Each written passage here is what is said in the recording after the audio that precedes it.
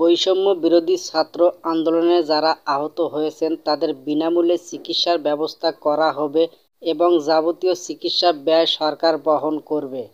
শনিবার 17 আগস্ট স্বাস্থ্য ও পরিবার কল্যাণ মন্ত্রণালয়ের স্বাস্থ্যসেবা বিভাগের সচিব মোহাম্মদ জাহাঙ্গীর আলম স্বাক্ষরিত এক প্রেস বিজ্ঞপ্তিতে এই তথ্য জানানো হয়েছে। এতে বলা হয়েছে, বেসরকারি, প্রাইভেট মেডিকেল কলেজ, হাসপাতাল, বেসরকারি হাসপাতাল ও ক্লিনিকসমূহে বৈষম্য বিরোধী ছাত্র আন্দোলনে আহত ছাত্র জনতার চিকিৎসা বিল গ্রহণ না করার জন্য অনুরোধ জানানো হয়েছে এবং প্রয়োজনে এসব বেসরকারি হাসপাতালে চিকিৎসাধীন ছাত্র জনতার সব বিল সরকার বহন করবে।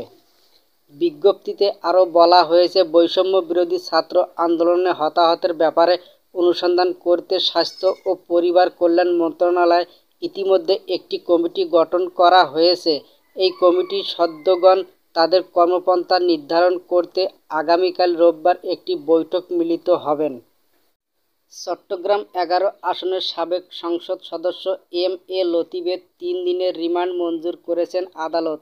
নগরীর ডবলমুরিং থানার গুলি করে জখম ও ককটেল বিস্ফোরণের ঘটনায় দায়ের করা মামলায় তাকে রিমান্ডে নেওয়ার আবেদন করে পুলিশ। শনিবার 17 August Chattogram metropolitan magistrate Jewel দেবের আদালত শুনানি শেষে এই রিমান্ড মঞ্জুর করেন। চট্টগ্রাম মেট্রোপলিটন পুলিশের অতিরিক্ত উপ-কমিশনার প্রসিকিউশন মফিজ উদ্দিন বলেন, ডবলমুরিং থানার গুলি করে জখম ও ককটেল বিস্ফোরণের ঘটনায় দায়ের করা মামলায় গ্রেপ্তার সাবেক সংসদ সদস্য এম এ লতিফের 7 দিনের রিমান্ড আবেদন করা হয়। আদালত শুনানি শেষে 3 দিনের রিমান্ড মঞ্জুর করেন।